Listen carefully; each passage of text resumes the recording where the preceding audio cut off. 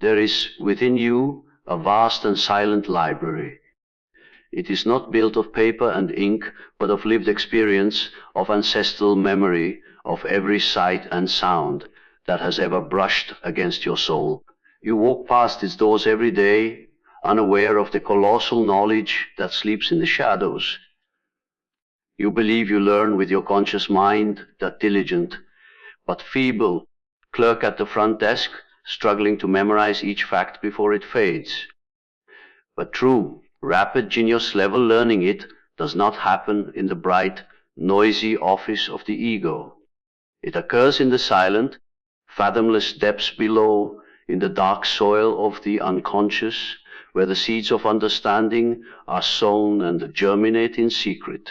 Your greatest tutor is not a person, but a pattern, not a conscious effort, but a subconscious force waiting to be unleashed. Consider, if you will, the profound and unsettling silence that follows a moment of forgetting. You reach for a name, a date, a crucial piece of information. You asterisk, no asterisk you possess, and you find only a vacant space, a ghost in the machinery of your own mind. We have been taught to fear this silence, to see it as a failure, a crack in the foundation of our knowing. But what if I were to tell you that this very forgetting is not the enemy of learning, but its most potent and misunderstood ally?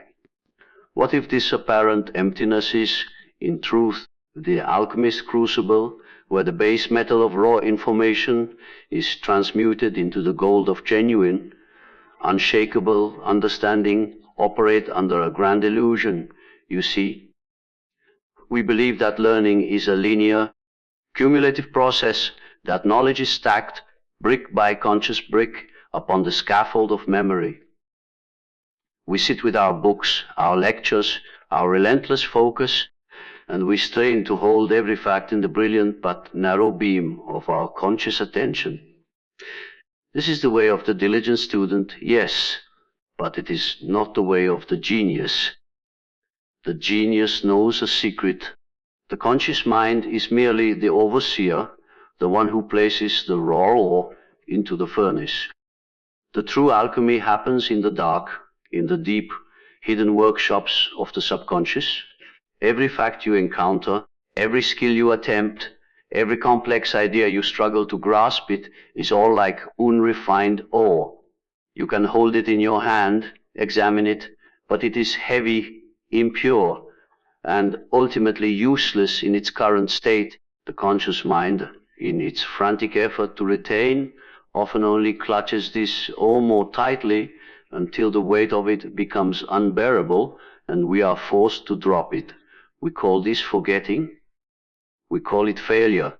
But I call it the first essential stage of the alchemical process, the asterisk nagrido asterisk, the darkening, the dissolution. It is the necessary return of the material to the primordial darkness dot, for when you release that strained effort, when you walk away from your desk in frustration, when you sleep or daydream or allow your mind to wander, you have not truly abandoned your task. You have simply entrusted the raw ore to a far more sophisticated craftsman. Your subconscious mind, that vast and ancient intelligence within you, takes the fragmented pieces, the confusing data, the stumbling repetitions, and it begins its silent work. It applies the alchemical fire of its own innate patterns. It breaks down the information into its essential components, separates what is vital from what is trivial, and forges new connections along neural pathways you could never consciously design. It is in this state of what the world calls not learning that the most profound learning actually occurs. This is why the solution to a problem that plagued you for hours suddenly arrives as you shower in the morning. This is why a piece of music you could not play one evening flows effortlessly from your fingers the next day. The conscious mind was forced to step aside, and in that sacred silence, the subconscious completed its work. The asterisk forgetting asterisk was merely the ore being placed in the fire. The asterisk remembering asterisk is the emergence of the purified, transformed gold. You must learn to trust this darkness. You must cultivate a relationship with this inner alchemist. Do not see the moment of struggle as an end, but as a beginning. Pour your efforts in, yes, but then have the courage to walk away, to let go, to allow the silent, subterranean processes to do their work. For it is in the dark night of the mind that the stars of true understanding are forged. Your journey to rapid learning, therefore, is not a frantic sprint toward more information, but a sacred pact with the parts of yourself that work in silence. Begin tonight. Study, then sleep, and trust the alchemist within to turn your effort into insight dot. And so we see that the fire of transformation requires its fuel, its raw substance. But what I ask you is the most common, the most stubborn, the most bitterly familiar material we must place into this alchemical furnace. It is not mere forgetfulness, no. It is something far more personal, far more visceral. It is that inner force that rises up to meet us the moment we sit down to a new task, that voice of resentment, that drag of inertia, that sudden compelling urge to be anywhere else, doing anything other than the work before us. We call it procrastination. We call it laziness. We call it a lack of discipline. And in doing so, we make a fatal error. We fail to recognize that this resistance, this very shadow that darkens the path to mastery, is not your enemy. It is, in fact, the most potent ore you will ever possess. It is the shadow student, and it holds the key. You see, we are accustomed to thinking of ourselves as singular unified beings. We believe there is one I who decides to learn, to grow, to strive. But this is a comforting illusion. The psyche is not a monarchy, it is a parliament of souls. And when you declare your conscious intention to master a new skill, to delve into a complex subject, you are not issuing a decree that is universally obeyed. You are proposing a new law. And from the darkened benches of your own inner parliament, a voice rises in opposition. This is the shadow. It is the part of you that is invested in the old ways, that fears the upheaval of the new, that clings to the comfort of known limitations. It is the embodiment of all you have ever refused to be. Dot, when you feel that wave of resistance as you open the textbook, or sit at the piano, or face the blank canvas, you are not failing. You are encountering a reality. You are meeting a part of your own psyche that has not yet been convinced of this new direction. It is the old guard standing at the gate, demanding to know why you wish to enter unknown territory. To try and crush this resistance through sheer force of will is a futile civil war. It is like trying to smooth a river with a hammer. You will only exhaust yourself, and the river will remain. The genius, the true alchemist of the mind, does not wage war on the shadow student. They do not condemn it. They turn and face it. They listen. They ask, why do you resist? What are you protecting? What old fear, what ancient loyalty do you serve? This resistance is not a wall to be broken down. It is a messenger. It carries invaluable information about your hidden fears, your secret beliefs about your own inadequacy, the parts of your past where learning became associated with pain or failure. The frustration you feel is the heat generated by the friction between your conscious aspiration and your unconscious loyalty. And this very heat is the alchemical fire we spoke of before.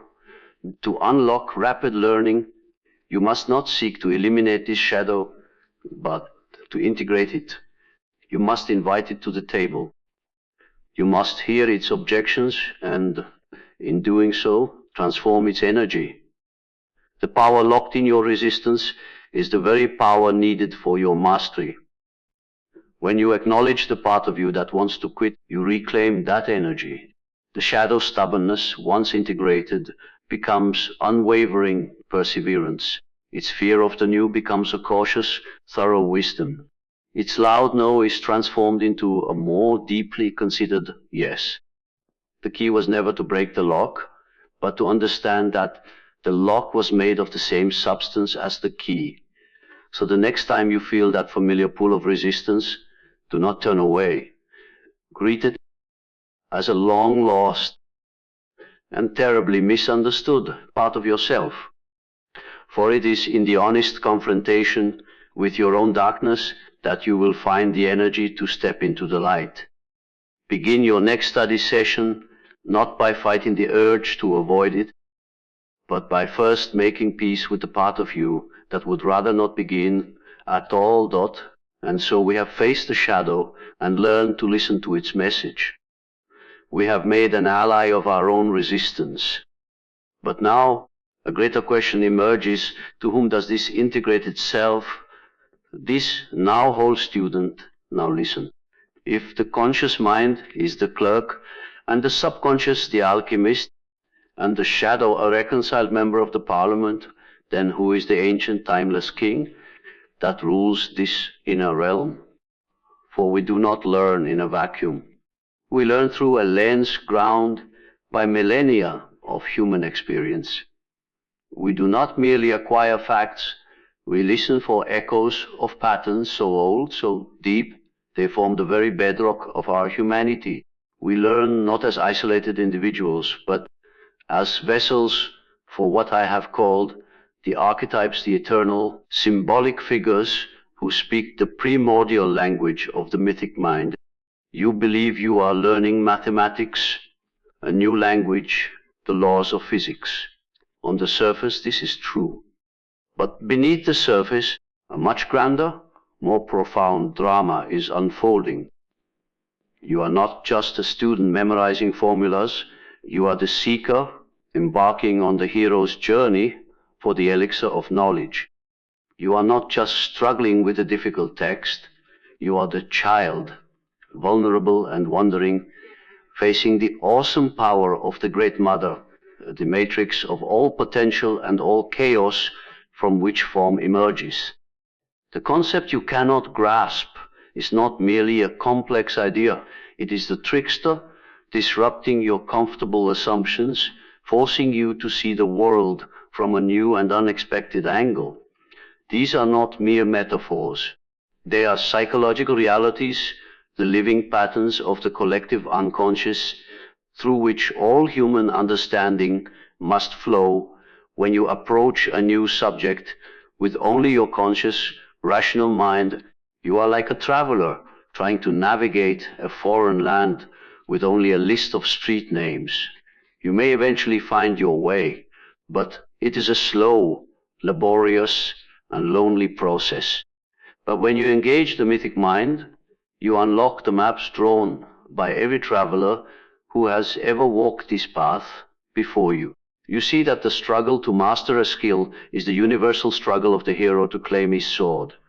The moment of sudden, brilliant insight, the eureka, is the moment the wise old man, the archetype of meaning and spirit, whispers the secret into your ear.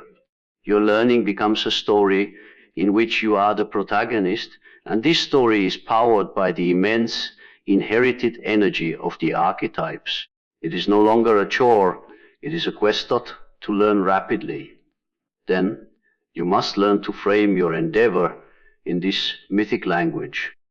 Do not just study the law, become the warrior of justice, learning to wield the sword of truth with precision and integrity. Do not just practice the piano, become the lover seeking to express the ineffable beauty that stirs your soul. You must invite the archetypes to inhabit your work. When you are stuck, ask not just what is the next step, but how would the magician, the master of transformation, see this problem differently?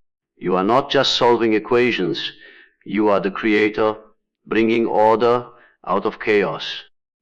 This shift in perspective is not a poetic diversion, it is a psychological catalyst of immense power.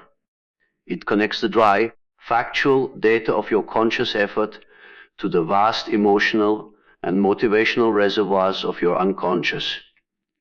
The archetypes are the bridges. They are the living channels through which the raw power of the collective psyche flows into your individual pursuit of knowledge.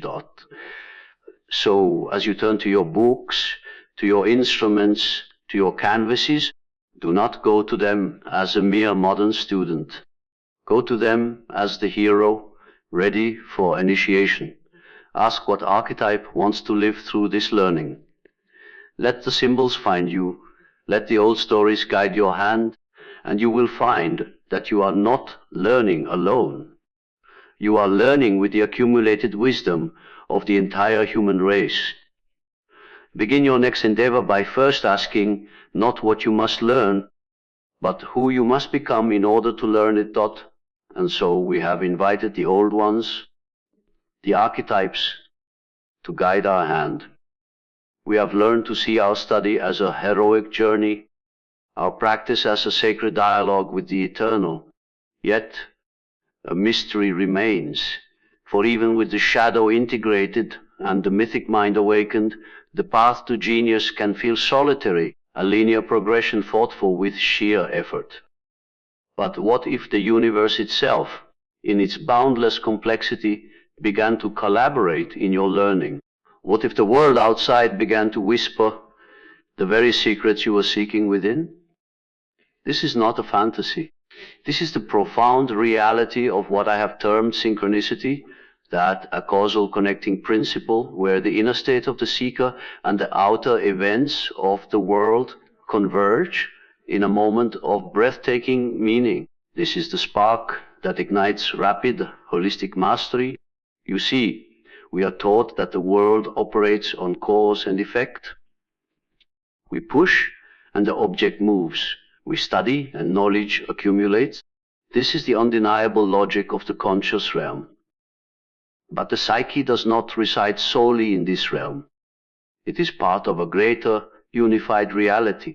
When you are deeply engaged in your inner alchemy, when you are courageously facing your shadow, when you are fully embodying the seeker archetype in your quest for knowledge, or you are not merely changing yourself, you are sending a ripple into the fabric of the world. You are tuning the instrument of your psyche to a specific frequency. And then something miraculous occurs.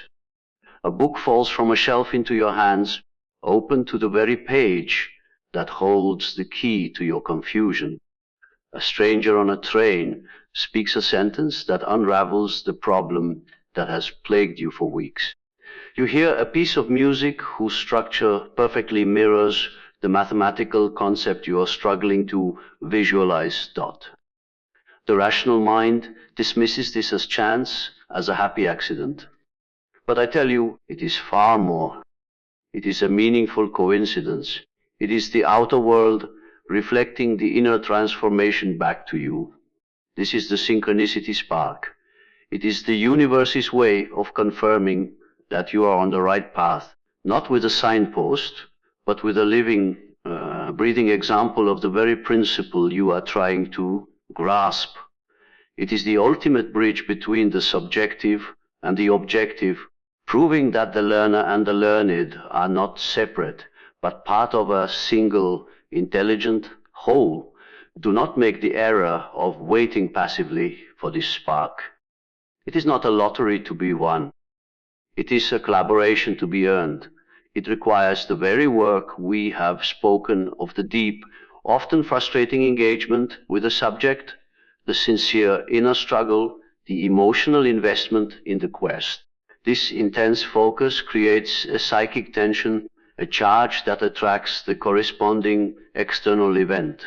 The student who has never struggled with calculus will not experience the synchronicity of seeing its patterns in a spider's web. The musician who has not poured their soul into a composition will not have the meaningful coincidence of hearing the perfect chord sequence in the sound of rain against the window. These moments are the subconscious mind's way of projecting its newly integrated understanding onto the world and finding that the world agrees. It is the most powerful reinforcement possible, a download of genius from the universe itself. It tells you that your inner knowing is not just a personal fantasy, but is aligned with the fundamental order of things. Therefore, you must learn to expect these moments, to welcome them, to see them not as interruptions to your serious work, but as the most profound validations of it. Cultivate a state of open, active receptivity. Keep your inner eye open for the echo. For when the inner and the outer finally meet in a spark of synchronicity, the learning is no longer stored in your memory. It is woven into the very fabric of your being. Walk into your world today not as a solitary student, but as a conscious participant in a cosmic dance of meaning, and watch as the secrets you seek begin to find you. And so we have seen how the outer world may whisper its secrets to the prepared mind, how synchronicity bridges the soul and the cosmos. Yet there remains a realm even more intimate, a landscape we traverse each night without conscious effort, a place where the very architecture of learning is rebuilt from its foundations. I speak, of course, of the world of dreams. You have been taught that sleep is a blankness, a mere rest from the labors of the day. This is perhaps the greatest modern fallacy. When you close your eyes each night, you do not enter a void. You step into the most profound university you will ever know, the nocturnal academy of your own psyche. Here, in the theater of the unconscious, your mind is not at rest. It is at its most fiercely, brilliantly creative work. Consider the frustration of the diligent student who practices a piece of music for hours only to find their fingers clumsy and unresponsive the next morning. Then, after a second night of sleep, they sit at the instrument and find their hands moving with a new, unforced fluency. What has happened? The conscious mind, in its relentless striving, could only build a rough scaffold. It was in the dreaming state that the inner architect took over, strengthening the neural pathways, weaving the discrete movements into a seamless tapestry of muscle memory. The conscious mind commands the army, but it is in the dream state that the logistics are perfected, the supply lines secured, the strategies refined without the interference of the general's anxious ego. Your dreams are not random nonsense. They are the deliberate, purposeful processing and consolidation of your waking experience. But this academy offers far more than mere mechanical consolidation.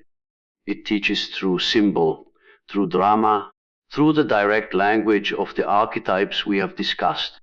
Have you ever struggled with the complex problem of human relationship only to dream of an intricate dance, or of being lost in a foreign city, or of negotiating with a mysterious figure? You were not merely rehashing the day. You were being shown the underlying pattern of your dilemma. The dream presents the problem not in dry logic, but in the living, emotional imagery that the unconscious understands. It offers solutions not as bullet points, but as transformative experiences. A blocked writer dreams of a dried-up riverbed, suddenly gushing with a torrent of water.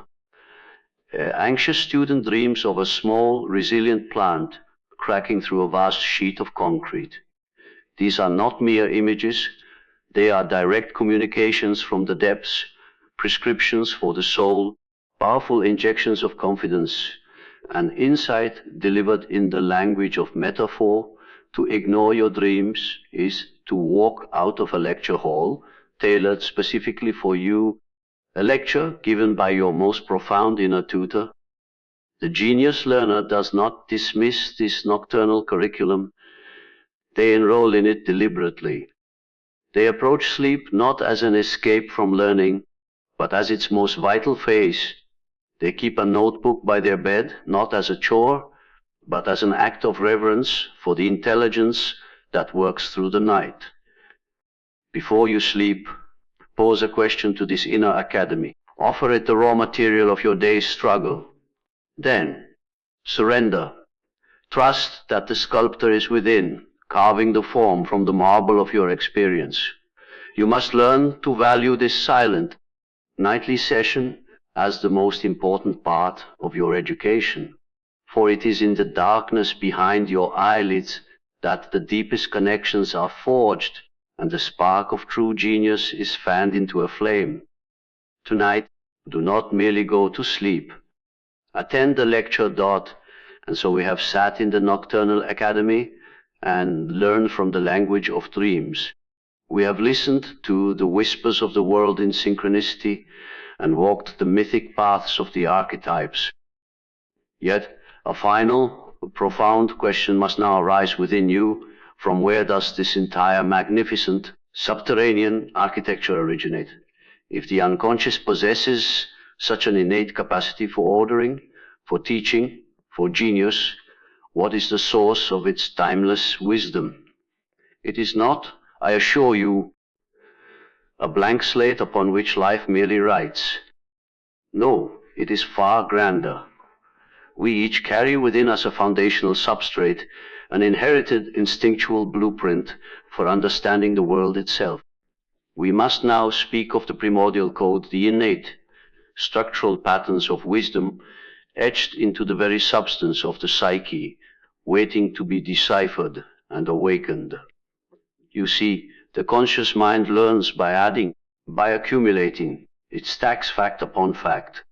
But the deepest level of the unconscious learns by recognizing, by remembering what it in a collective sense has always known. Think of the infant who needs no instruction to find rhythm in a lullaby, or the child who intuitively grasps the narrative arc of a story, the hero, the danger, the resolution long before they can define the word plot.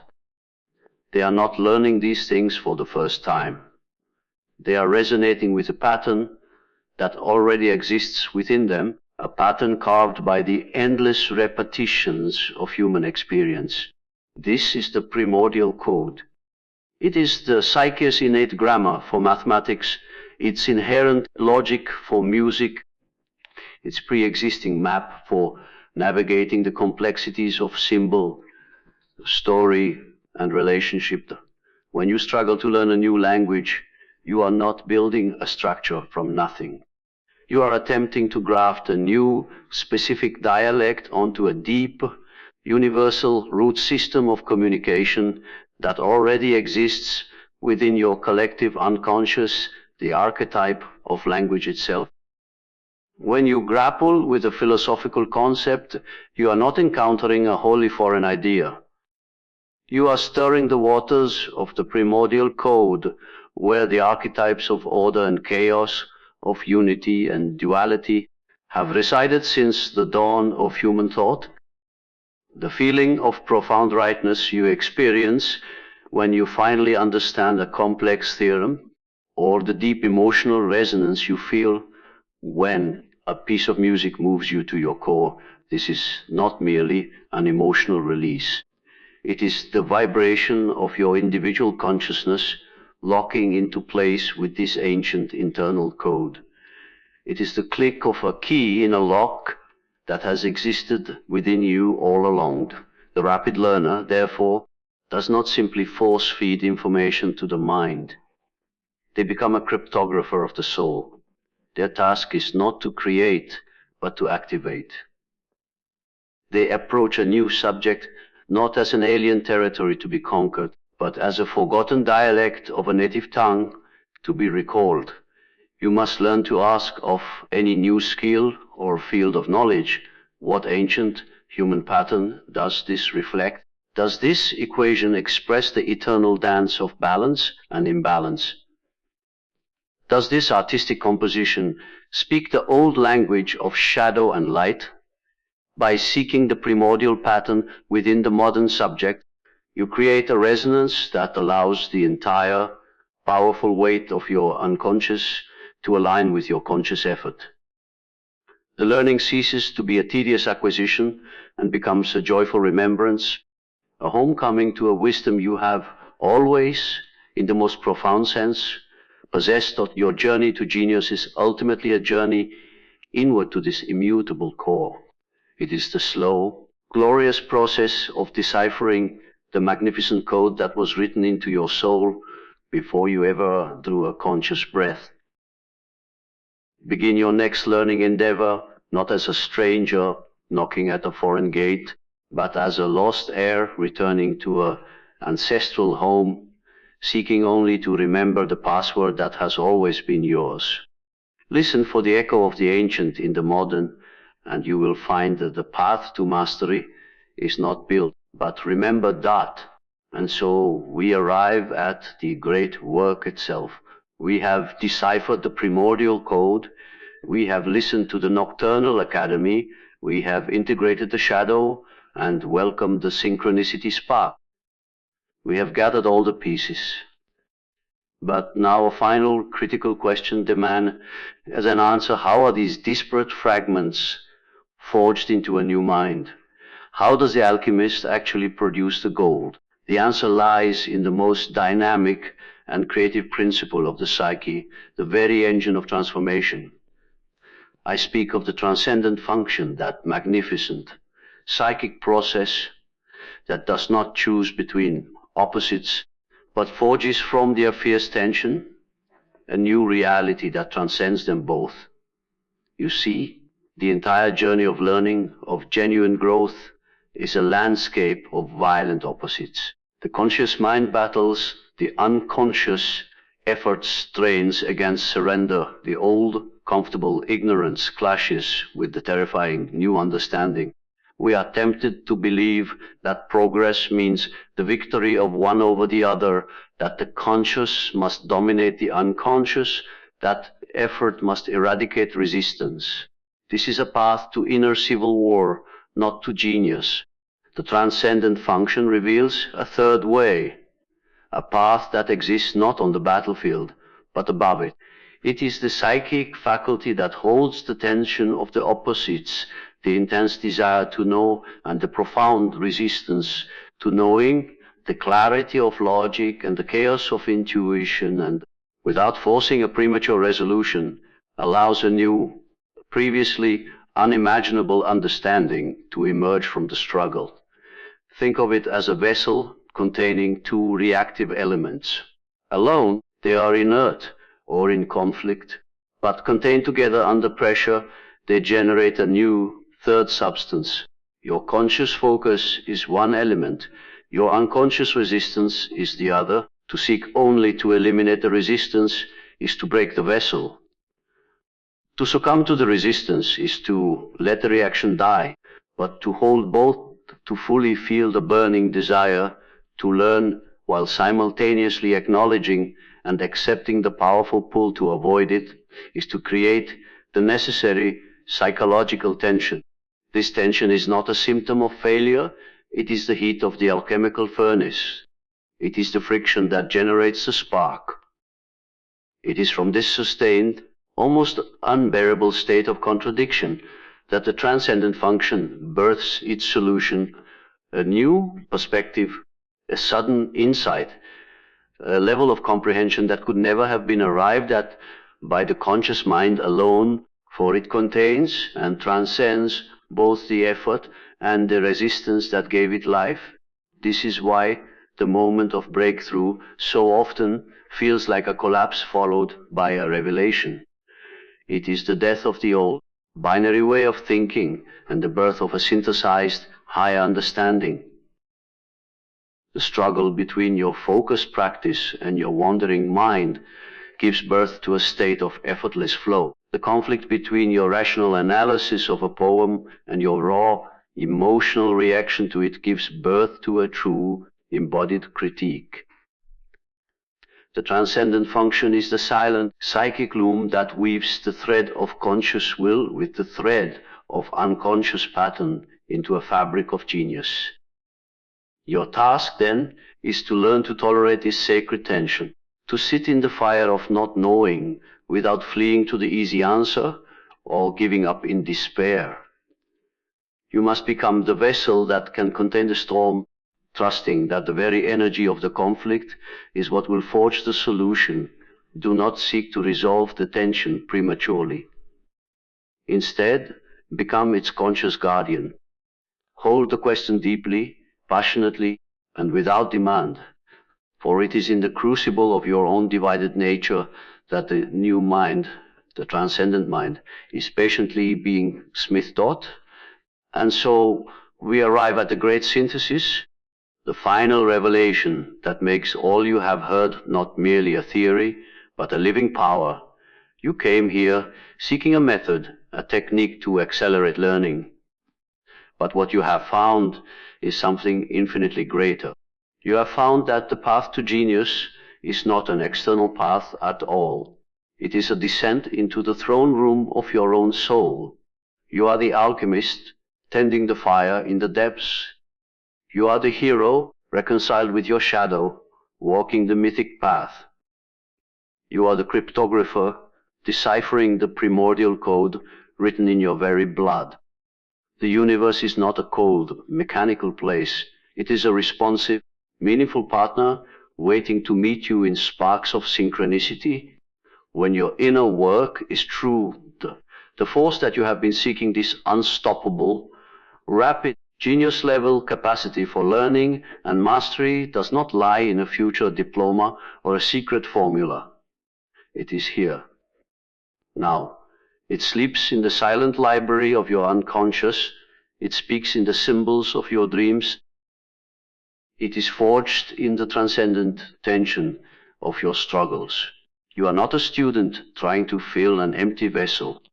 You are a sovereign awakening to a kingdom that has always been yours, from this moment forward. You can no longer plead ignorance. You can no longer blame a poor memory or a lack of talent. You now know that the only thing standing between you and the genius you are capable of becoming is the courage to begin the great work within.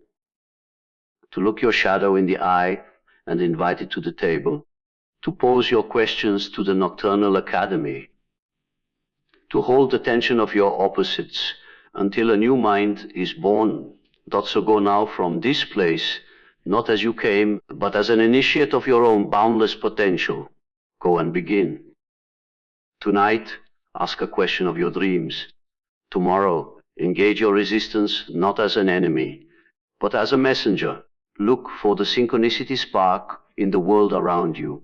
You are the heir to a vast and ancient wisdom. The tools are in your hands. The fire is in your soul. The universe is waiting to collaborate. Now, go and unlock yourself. Thank you. And profound good luck on the most important journey you will ever take, the journey inward.